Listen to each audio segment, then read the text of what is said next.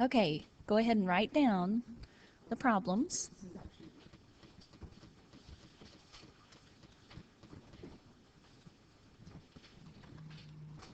Okay, we're going to talk about dividing monomials or factoring them out. In the first problem, 6m plus 36 divided by 6. It looks kind of difficult, but it's really not too bad. Okay, the 6 has to go with both of the terms in the numerator. So what you're going to have is 6m divided by 6 plus 36 divided by 6. Now just simplify. 6's cancel out.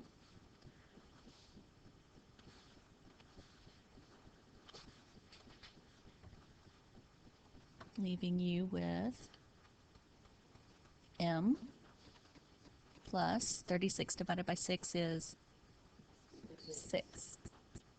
And you're done. That's it.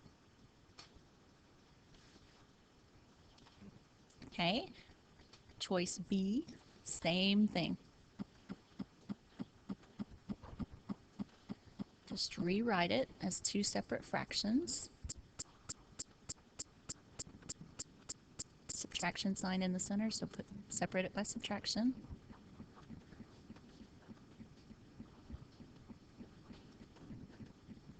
Okay, now simplify where you can. These v's cancel each other out. V over v would be 1. 27 divided by 9 would be 3. Good. The only thing left over is u. Okay, and this right here, this would be like saying 9 times 3. So the 9's cancel out. Only things left over would be 3u minus. The v's cancel out. V over v is 1. This would be 9 times 4. So the 9's would cancel, leaving you with just a 4. So 3u minus 4 is your answer, and you're done. Questions on those two examples?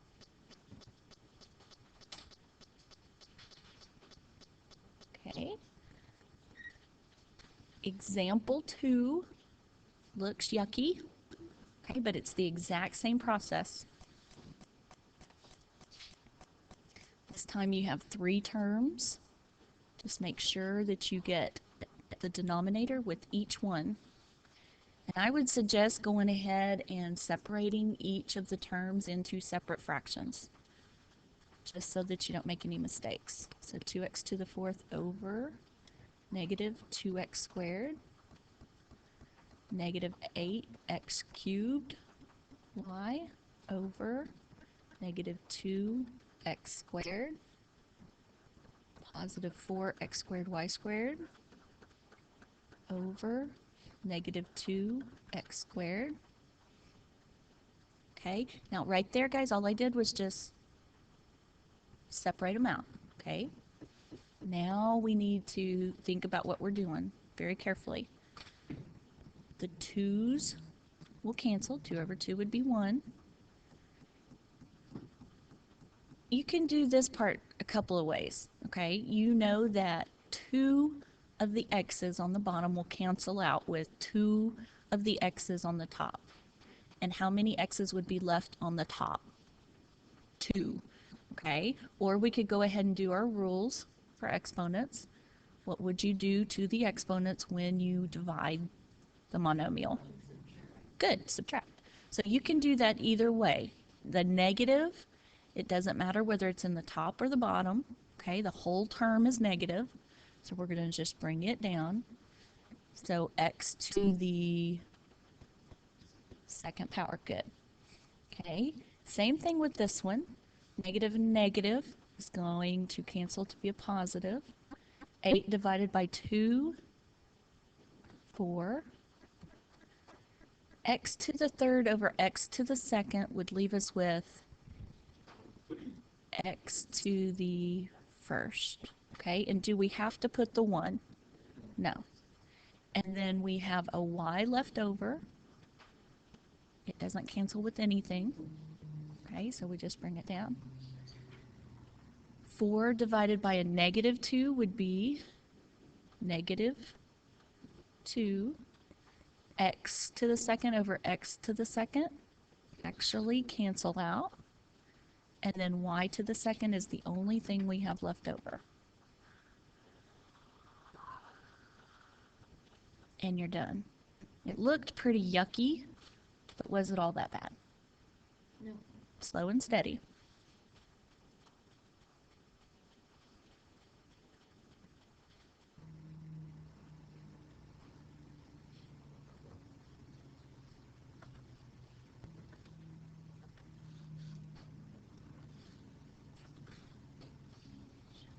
All right, example 3, factor 3x squared plus 12x. And the easiest way to factor is going to be to just break everything up into its simplest parts, kind of like prime factorization. Okay, prime factor it out. So the first term, we could say 3x times x plus 12 will break down into 3 times 4 times x. Now, this is the tricky part. 12 will also break down into 2 times 6, but why did I pick the factors 3 and 4 instead of 2 and 6? Because the other term had a 3 in it, okay? And I know I want to take something out that they have in common, a greatest common factor, so we want to make sure that the pairs we use are alike, okay? Now, we want to take out what they have in common. So they have a 3 in common, take it out. They have an x in common, take it out.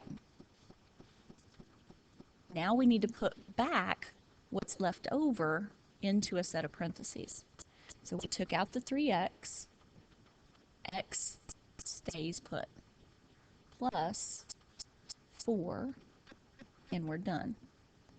Now, if you're questioning whether or not you got this correct, just use your distributive property to check it.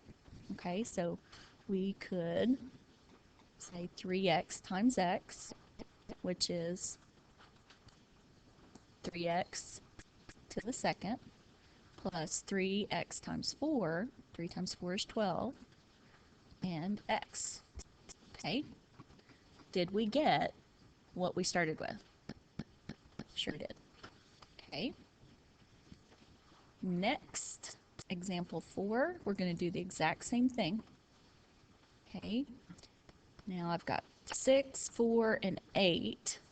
So I'm going to go ahead and just factor out, or prime factor out the 6, so 2 times 3. I'm going to leave this one just 5. I'm not going to go ahead and put 5 x's. Okay, 2 times 2. I'm going to leave this one next to the third.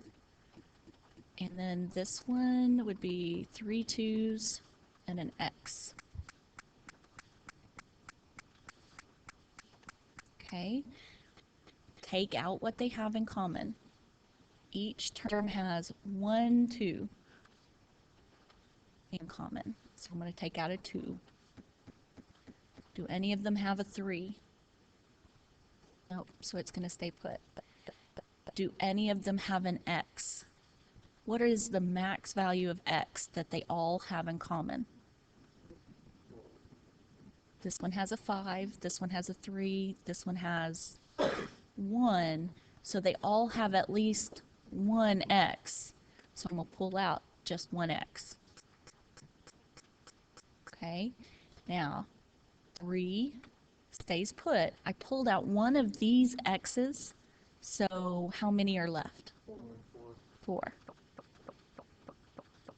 2 stays. I pulled out one of these x's, so how many go back? 2. Now, this part right here, 2 times 2, I can go ahead and simplify that back out to be 4. And I took this x out, so I am done. That's it. Okay, do I have any questions on that?